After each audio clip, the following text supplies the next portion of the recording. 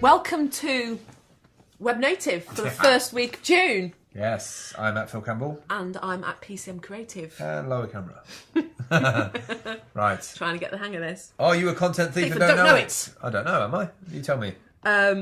We've written a lot about content making and how important it is to provide valuable information and resources for customers and prospects, as well as content making benefits. So this is a company who are writing about content making. So there's quite a lot. They're really interesting, aren't they? These sort of community curation and so.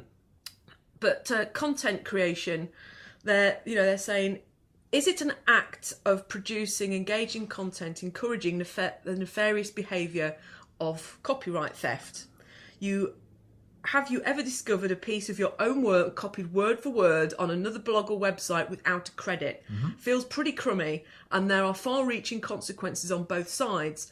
The majority of content theft or plagiarism is most likely unintentional, and in this post we explore content curation versus content scraping and how to avoid going into the dark side for great content.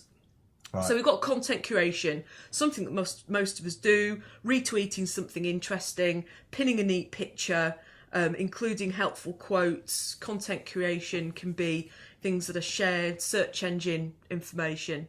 The difference between content curation versus content scraping is taking away all of the crediting information. So they've said a good thing to do, proper source creditation.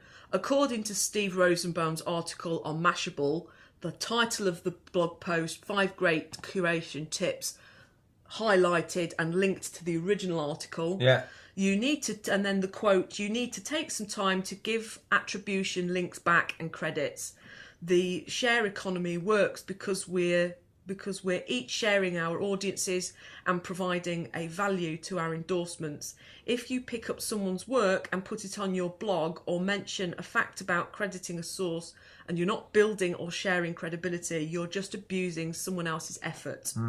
So we'll put the link to this particular article on there. But content scraping. Technopedia defines content scraping as an illegal way of stealing original content from a legitimate website and posting the stolen content on another site without the knowledge or permission of the owner. Content scrapers often attempt to pass off stolen content as their own and fail to provide attribution to the content owners. Now, one of the things that interested me, not that those two things exist, but the title being, "Are you a content thief and don't know it?" Yeah. Now, I see a lot of people using, the classic has been the Wikinomics video that is how long technology has taken to go from A to B to C. And I've seen it on so many people's websites, social media practitioners, as an example of a video. And you're sort of like, you didn't make that video, but are you insinuating that it is? You're using it in a very prominent place. And I think there's a lot of people who will use those videos to illustrate their own work and not realise that really it should either be a video they've made or it should be a post that says this was up on someone else's site. They kind of blind people with science. And I think that for me is the content theft and you don't know it. And I see it quite a lot with social media practitioners who are trying to illustrate their authenticness, but they're kind of using it by using other people's statistics.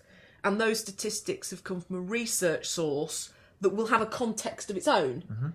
And if you aren't crediting it, you don't give the opportunity for the people to go back and read the statistics within the contents of the survey that they took part in. Yeah, well, I think everybody wants a sort of shortcut. Going on to the scraping thing, I mean, I'm on two sides of that, because technology in terms of getting efficient quotes from different places, you need the hackers to be messing around with new engines to be able to scrape or get data when data is siloed away from other places. Some places want to be the best search engine with the lowest quotes, but obviously if a place is cheaper than another place, then it doesn't take long via social media for people to find out that it's cheaper somewhere else. What tends to happen is somebody goes, you shouldn't be scraping our site, and then they realise how good your engine is, and then they go and buy the whole company. So that's kind of, it's a thing that you don't want to happen, and you don't want to be pissing people off that you're scraping their content. But I also see that it's a double-edged sword, that, you know, you can move a market forward, like kayak.co.uk. Now that's got verified access to those services. So I'm on the fence with that. And I think also, if you do write articles, make sure the information is there for people to credit you. Yes. Because there's a few people who I've seen writing who have done posts for me, and I've gone, oh, I wonder where they got that article for. They haven't credited it. And then I read it and realise that it was them that wrote it. Yeah. And it was like, wow, that's really insightful. So I think don't be afraid of, you know, putting your name at the top of a blog, and make sure you sign it at the bottom, so that when people copy it out or they use it as a link, there is information to take them back to the original source. Good tip. Yeah. That's it for this week. We will catch up with you soon. Thanks for watching. I'm at Phil Campbell on Twitter. I'm at PCM Creative. Bye-bye.